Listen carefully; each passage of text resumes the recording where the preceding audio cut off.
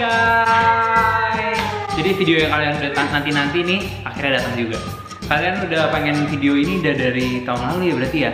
Dari pertama kita bikin video pengalaman masuk UI nggak sih?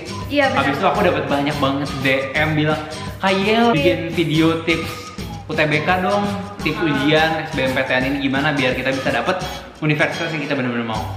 Nah sekarang aku sama Cici datang untuk kasih tahu kalian gimana pengalaman kita mengenai itu. Karena aku tadinya mau bikin sharing tips and trick gitu, karena asumsi aku adalah masih sama persis metodenya, tapi ternyata banyak banget yang berbeda ya. Jadi buat ngerangkum, buat kalian yang mau ikut ujian pasti kan udah tahu, tapi aku buat ngerangkum aja. Kalau misalnya tahun ini itu kita pakai sistem baru, yaitu pakai UTBK. Ujian tertulis berbasis komputer. Jadi tahun ini kita punya sistem baru sih, namanya UTBK, ujian tertulis berbasis komputer. Yang berbeda dengan tahun sebelumnya adalah kalau tahun sebelumnya kita tuh nggak nentuin uni mana, baru kita tes SBMPTN atau SIMAK. Nanti kita baru akan masuk ke universitas tersebut. Nah, sistemnya dibalik dengan UTBK ini. Jadi kita tes UTBK dulu, nilainya keluar. UTBK umum bisa diambil 2 kali by the way. Jadi dapat nilai UTBK, habis itu baru dengan nilai itu kita kayak seakan-akan punya saldo buat kita masuk ke uni-uni gitu. Jadi kayak itu rapot kita, terus nanti rapot dengan nilai segini bisa masuknya kemana nih? Iya kayak begitu. Bisa nggak masuk Bener Unpad, bisa nggak gitu ya? Nanti juga jurusan-jurusannya ada sendiri-sendiri. Nah, overall konten UTBK-nya sih sama sih ya, tapi yang aneh dan unik banget menurut aku adalah cara mereka penilaiannya. Kalau dulu tahun zaman aku dan zaman dia, walaupun kita tetap beda bertahun-tahun lamanya, kalau benar itu dapat poinnya 4, kalau nggak jawab 0, kalau salah -1. Iya, jadi kita hati-hati banget bikin kesalahan, dan zaman dulu tuh mikirnya kalau lu daripada salah mending lu kosongin, mending nggak usah jawab. Tahun ini berbeda karena scoringnya cuma 1 dan 0. Pertama-tama cuma 1 dan 0. Jadi kalau benar dapat skor 1. Kalau salah 0. Salah atau nggak ngisi 0.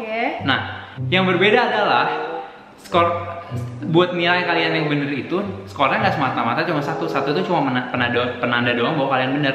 Tapi bobotnya ditentuin oleh tingkat kesulitan dari soal itu. Kalau yang aku denger dari adik sepupu aku sih yang lagi mau ambil UTBK, itu bakal dinilai dari berapa banyak orang yang benar atau salah. Jadi makin dikit orang yang salah, skornya makin tinggi.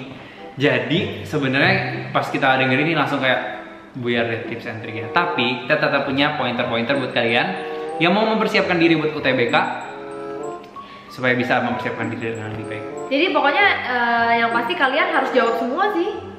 Iya, untuk memperbesar kemungkinan kalian, karena sekarang udah nggak ada penalti lagi buat kalian yang salah jawab. Jadi pembagiannya di sini adalah 80 soal TPS atau tes potensi skolastik dan 100 soal TKA, tes kemampuan akademik, yang dibagi jadi soshum sama ilmu alam. Tadinya kita mau kasih kalian tips and trick cara pengerjaan gimana biar kalian bisa dapat nilai bagus, which is dengan ngisi TKPA itu yang namanya sekarang TPS. Tapi sekarang ingat-ingat lagi, nomor soalnya cuma 80 dan bobotnya ditentuin sama berapa banyak orang yang bener. Jadi kalau soalnya makin gampang, berarti bobotnya makin kecil. Soalnya TKPA tuh gampang. Bukan gampang, tapi lebih ke nalar. Jadi bukan sesuatu yang harus dihafalin.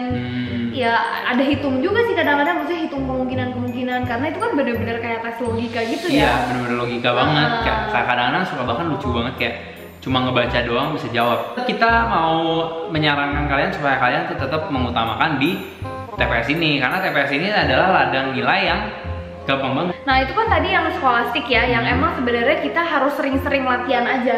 Iya, sering latihan cari-cari soal. Dan kalau waktu itu kita ikut yang namanya BTA intensif. Dulu kita di BTA 8. Itu tuh jadi kita bener-bener cuma sebulan doang. Sebulan tapi kalau nggak salah 6 hari seminggu deh. Iya, itu intensif banget. Tiap hari kita selalu gitu ya? di drill sama ujian-ujian. Jadi buat kalian yang nggak punya akses ke BTA, kita saranin kalian secepatnya either kontak teman kalian yang punya akses ke BTA buat minta soalnya, atau cari di keajaiban internet. Iya, sekarang udah banyak banget sih. Jadi kalian sering-sering latihan aja. Tapi kalau misalnya tes potensi akademik itu ya harus belajar sih. Kita nggak bisa nargetin yang mana yang skornya bakal dapat paling banyak. Karena itu bener-bener parah banget. Bayangin guys, ada satu soal nih, tapi yang misalnya yang bisa jawab tuh cuman 2 20%. Itu bobotnya jadi tinggi. Sementara kalau soal itu semua orang bisa jawab jadi rendah gitu. Iya. Parah itu nggak bisa ketebak banget. Lucu banget sih kalau bener kayak gitu ya. Itu sih info yang kita dapat. Kita mau langsung aja cobain. Kita masih bisa nggak sih Ci kerjain ini? Kalau misalnya sekarang kita tanpa latihan, kita mau coba masuk UTBK. UTBK ada nilai bagus gimana sih? Aduh kayak padahal. Okay. Jadi kita akan coba ngejawab 9 soal. Kalau kita nggak bisa, langsung tap out. Lambaikan tangan ke kamera. Lambaikan terus aku mah.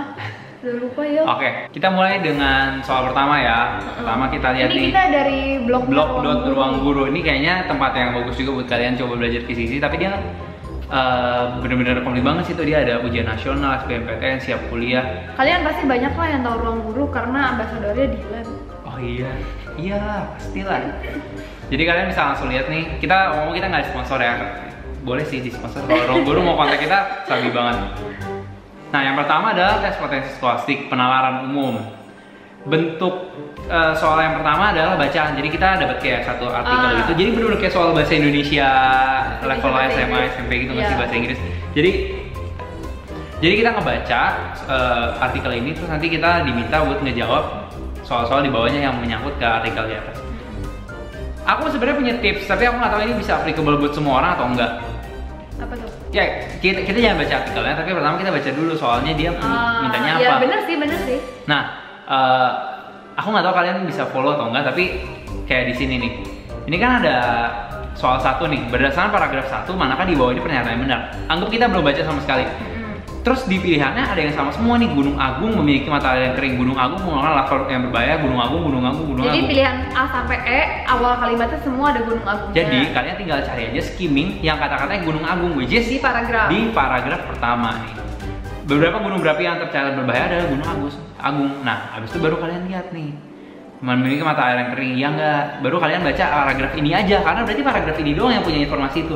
Kalian gak usah baca semuanya sampai bawah. Karena yang tadi Gunung Agung bener banget tuh. Itu udah bener-bener kayak saves up kalian punya waktu. Iya bener-bener. Jadi nggak usah baca semua. Jadi irit. Meskipun mungkin kalau kalian ngikutin soal sampai bawah, kalian bakal baca semua anyway. Tapi kalian nggak usah baca semua terus ulang. Pas kalian lihat terus baca lagi sampai bawah, nggak usah ulang-ulang. Tapi itu sih kita berdua ya. Mungkin tapi ada orang yang suka mengilhami ceritanya dulu. Iya. Aku tahu ada teman aku yang kayak gitu sih pasti. Jadi itu ya kalian kembali lagi lah. Coba Ci, jawab. Di dalamnya gunung berapi menyimpan berbagai material seperti batuan, cair, puing-puing, dan gas yang dapat dipancarkan kapanpun. Berarti Gunung Agung menyimpan berbagai material yang nanti bisa dipancarkan kapanpun. Aku bilang sih jawabannya E. Iya. Kelihatan iya kan? Bener kan gunung berapi menyimpan material yang dapat dipancarkan kapanpun. Karena Gunung Agung adalah gunung api. Iya. Nah, kita langsung lihat ya kunci jawabannya ya. Ada. Bener. Bener E. Oh, nah bener jadi gitu guys caranya. Jadi kalian bisa fokus aja karena biasa bentuk-bentuk soal kayak gini tuh ada kesamaan di jawabannya. Iya. Kayak ini kalian bisa lihat nih. Soal nomor 6, VEI-nya akan sebesar 2, VEI-nya akan sebesar 4. Jadi semua yang kalian lihat VEI-nya aja, nggak usah kalian baca semua. Pinter-pinter. Gitu. Mampus masuk UI. Oke, langsung ke pemahaman bacaan menulis. Jadi buat ini mirip-mirip ya, bentuknya kayak esai gitu. Jadi kita lewatin aja. Next, langsung kita ke kuantitatif. Kita mau. Ini seru banget sih. Ini seru banget sih. Ini skolastik tuh itu seru, tau gak? Iya, tapi yang bacaannya agak bikin males sih. Iya sih. Ayo langsung aja. Bilangan berikut yang merupakan bilangan kuadrat dan sekaligus bilangan pangkat 3 adalah C. Jawabannya C, tapi kalau aku sih kayak gini, aku suka jalanin nalar aku satu-satu sih. Ya emang kayak gitu secara, jadi kalian cari dulu bilangan-bilangan ini yang adalah kuadrat yang mana aja. Pertama kalian tahu A itu bukan kuadrat. Iya. A itu bukan kuadrat, B bukan kuadrat, D kuadrat, E kuadrat. Jadi kemungkinan jawabannya tinggal C atau D atau E. Tapi jelas yang 100 itu mana mungkin bilangan pangkat 3. Iya pasti. Jadi coret. Jadi kalian jalan satu-satu logikanya ke jawaban-jawaban yang ada. Asik lah kalau yang ini. Itu iya sih, tapi aku nggak punya tips buat cara lebih cepatnya. Yang bawahnya ini lebih lucu lagi, coba. Manakah di antara bangun berikut yang merupakan bangun datar? Bangun datar ini kan jelas banget cuma kata bahasa Indonesia doang. Iya, aku bangun datar tuh 2 dimensi. Kalau persegi kan tahu jawabannya cuma kotak doang. Kalau balok persegi gini. Iya. Kalau balok kotak tisu. Iya, kotak tisu balok. Trapesium bentuknya begitu, tapi datar. Kita susah datar.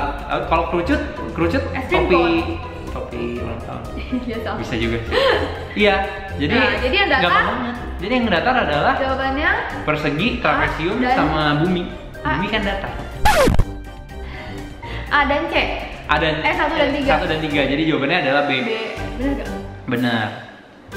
Nah, buat berikutnya aku cukup yakin kita berdua udah nggak bisa, karena kita udah punya pengalaman hidup sendiri, udah jauh banget ya yang namanya sejarah, geografi, mat gitu-gitu. Aku penasaran deh. Coba, tapi kita coba ya. Ini gampang banget pada zamannya waktu kita hafalin ini, makanya ini gampang banget. Iya, ini pasti matematika gampang banget. Ini harus jawabannya x-nya x tambah y, tapi x-nya 2, jadi x-nya diisi dengan 2. X-nya 2, Y-nya 0, jadi nilainya paling tinggi 7, itu jawabannya C. Ya, oke, next. Ada next. Sejarah.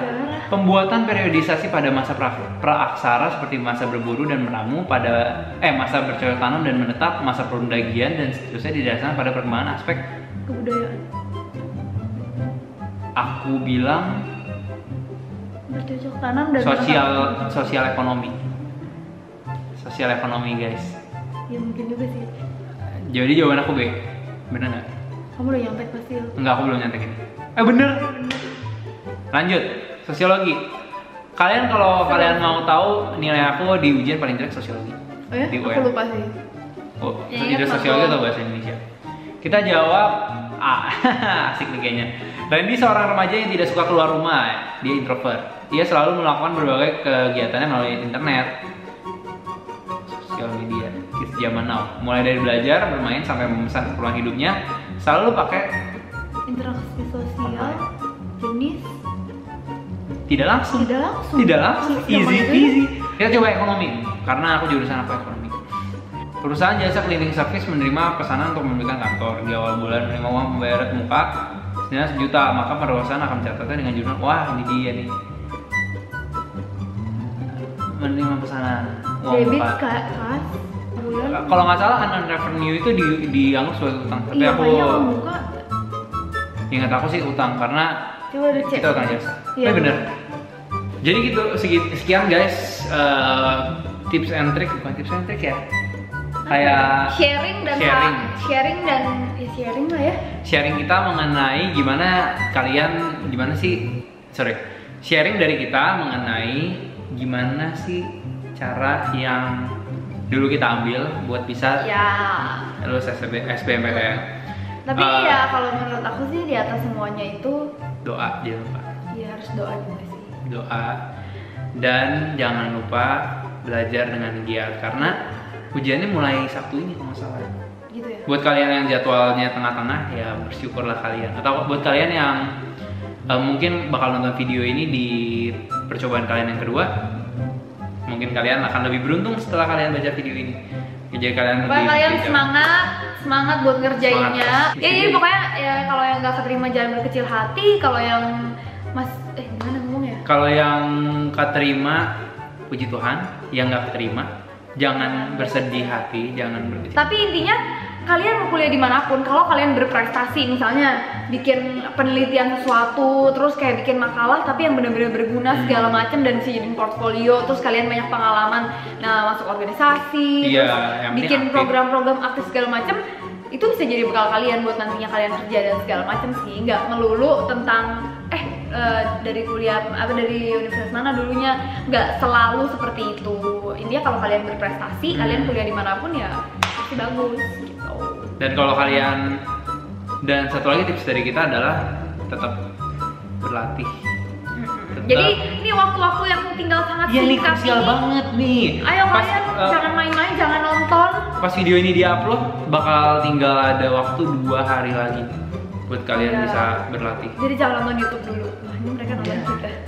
Ya, kalau kalian nonton YouTube buat gimana cara mengerjakan soal UTBK. Ya. Kalian mungkin akan dan kalau kalian lagi sambil makan, ketik Can and Grab buat temenin makan. Atau LTGN buat temenin makan. Yang enggak, lagian enggak, kadang-kadang temenin makan, kadang-kadang enggak sih. Oke, jadi thank you banget udah nonton video kali ini. Semoga kalian sukses ujiannya. Jangan lupa komen di bawah ini buat misalnya kalian lagi masih tengah-tengah musim UTBK, terus kalian, Kak bantuin kita dong gimana cara belajar sejarah, atau gimana cara belajar geografi atau ekonomi atau matematika.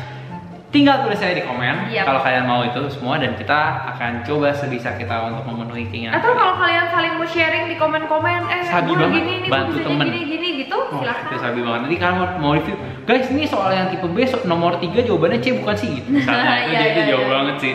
Oke, jadi thank you banget, dan jangan lupa subscribe buat ngikutin konten-konten seperti ini di masa depan, kemudian dan yang masa depan di berikutnya, di video berikutnya yang jauh lebih seru. Jadi udah, selamat belajar, selamat bersenang-senang, selamat menikmati ujian, selamat menikmati masa perkuliahan kalau kalian nggak nonton video ini. Loh. Oke, bye-bye.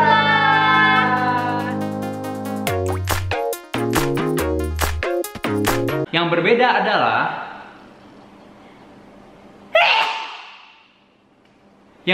adalah skor